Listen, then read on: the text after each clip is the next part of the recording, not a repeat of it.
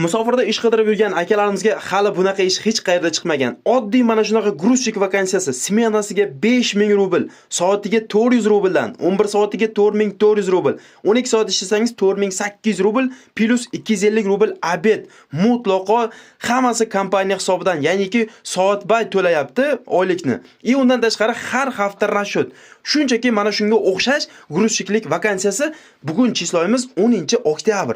Srochni bizga kerak hozirgi kunda metro Dmitriya Donskaya Moskva, metro Kashirskaya metro Moskva, metro Putilkova Moskovskiy oblast. 18 yoshdan 50 yoshgacha Moskva yoki oblast dokumenti bor erkaklarni xuddi shunaqa gruzchiklik vakansiyasiga srochni ishga taklif etyapti. Shuning uchun vaziyatdan foydalaning. Nochnoy smena faqat nochta ish bo'ladi. O'sha 12 soat. Har hafta oylik beradi. Kuniga 5000 rubldan bo'lgan taqdirda haftasiga sizga 35000, 40000 rubl oylik chiqadi. Oddiygina gruzchik vakansiyasi. Shuning uchun tezda pastdagi raqamlarga aloqaga chiqamiz. Videoni like bosishni unutmanglar.